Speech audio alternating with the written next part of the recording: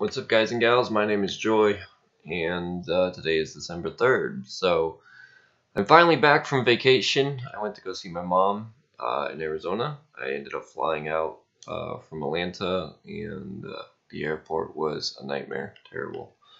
Too many people trying to get through security in Atlanta airport.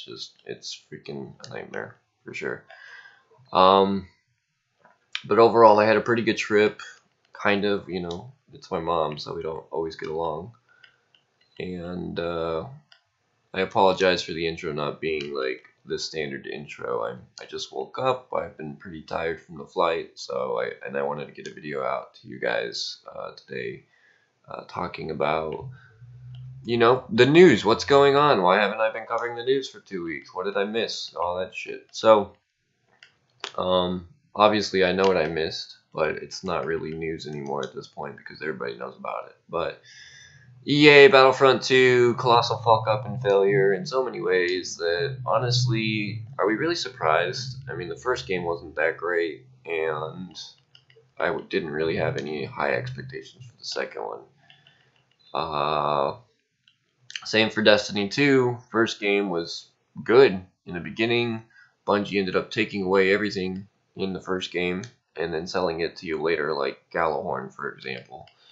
And, primary damage modifications or mods, like so you could have like arc damage on a primary weapon and, elemental primaries, basically. So didn't have a lot of hope for Destiny 2, didn't have a lot of hope for Battlefront 2, and sure enough, I was right in both of those predictions when I called it out. And I still ended up getting both of those games just to see if the fanboys would be right, and sure enough, they were not. So, it's kind of funny how that works when you get fanboys on your channel and they're like, "You haven't played the game yet. It's just in beta. It's going to get better. Watch." No, it's not, dude. If it sucks in its beta form, I guarantee the full game is going to be, if not worse, it's going to be just the same as the beta. It's going to be not very good. And sometimes it's even worse. Sometimes you get a game in the beta stage, like Destiny 2 in beta, I thought was okay. But in the final stage, it is just so bad. It's so subpar. Just like, holy shit. It's like you kind of just want to sit there and play the beta, even though the beta had like no content. I, honestly would rather have played the beta version of the game. But, it's typical Bungie. They pull that shit where they make you get an exotic weapon in the beta like really early on to entice you to buy the game. And then you buy the game, you do the same first mission you did in the beta, and guess what? You don't get an exotic drop. Well, how hilarious is that? It's just, there's a lot of funny things about, gamers when they think a beta is going to change a lot from the final product. No, that thing is gold. It's ready to go. It's been approved gold, ready to go, and it's not going to change much. And that's the sad reality of it. So what games am I playing? What am I looking forward to? What's going on in gaming? Let's go ahead and talk about what I'm looking forward to. I've mentioned it before, but I'll mention it again. On December 5th, I think Assassin's Creed Origins is going to be dropping its new Trials of the God, as well as the December update. Most of it, not all of it. Some of it won't be coming out until like December 12th. But the Trials, anyways, for the Anubis armor set, should be coming out the 5th, according to Joraptor, a guy that I watch. That could be hit or miss. I can't confirm that date, but if I do get confirmation, I'll let you guys know. Or you can just check out Joraptor's videos and, look up that information. Monster Hunter World. The beta comes out on December 9th. So the Monster Hunter World beta for US on PS4, I don't think it's going to have a PC beta right away. But on December 9th, Monster Hunter World beta will be released. So if you're looking to play Monster Hunter World without spending money on it, to see if it's worth your time and investment and all that, you can do so on December 9th. I have the blog post, which I will link in the description. You don't need to sign up or anything. It's not a closed beta, I don't think. I think it's just an open beta. So that's cool. They're going to basically stress test the servers before the release day of January, which I'm excited for, but I hope the beta's good, because if it's not good, then I'm just probably gonna put my money, away back in my wallet and not buy it. So there's that. Uh, Loot boxes for EA's Battlefront 2, obviously. That's probably the biggest topic that we need to go into. So obviously, if you've read the news about Battlefront 2, you know that EA lost $3 billion in stocks. Reddit went up in flames. I actually partaked in part of the Reddit exposure for that game because I thought it was hilarious. I honestly think EA needs to fucking die right now. But that's just my take on that. But if you have been following that information, you already know that EA lost a bunch of money due to the gamer outcry for Battlefront 2's loot box system and how it's basically pay to win in a full price $60 game. A lot of gamers, if you ask them, and you actually go up to them and ask them, they really don't have an issue with loot boxes so long as they're cosmetic or they're not pay to win.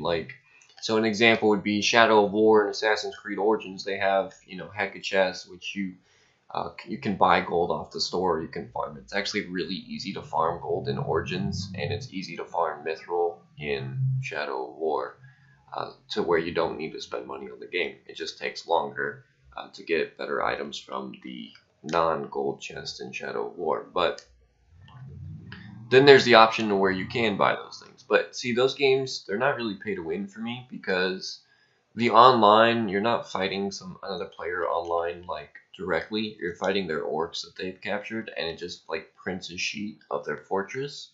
So it's not like competitive online. It's like PvE online, like Warframe or something, which you can't really pay to win in a PvE type of game unless it's like an MMO that's specific to MMO features, like, oh, I'll be raid ready before you or something. That's more pay to win in a sense. But pay to win usually only happens in PvP games, and Shadow of War and AC Origins are not really PvP. Shadow of War does have a online siege mode, but again, it just prints a sheet or a copy and pasted sheet of the player's fort that you're going to be attacking. You're not actually fighting like another Bright Lord versus another Bright Lord, so it doesn't really bother me that much. But in Battlefront 2, we have, before the boxes were taken away, I did do a test, and the test was try $40 on loot boxes, see how pay to win it is. I can tell you guys right now, you don't need to spend $100 on Battlefront 2 to have a huge advantage in this game. You don't even need to spend $40 on the micros before they were removed to have an advantage. But I did want to test it and see, and I can confirm that I am glad they are not in the game right now. EA has said, obviously, that they will add them back, which, again, is old news by this point if you've been following the backlash and everything. And to be completely honest, I don't really care about this game all that much. I mean, I think it's a good Star Wars game compared from 2015's remake, but if we're looking back, 10 years ago at the old Battlefronts and stuff, they're just way better. Graphically, maybe not, but I'm sure if a modder could put like an HD graphic update on those games, it would be amazing. And that's the thing, so it's a step up from 2015, but it's a step back once again for EA in terms of the older PS2 versions. And that's a real shame, because I really enjoyed the old Battlefront games quite a lot. I think they were really great games.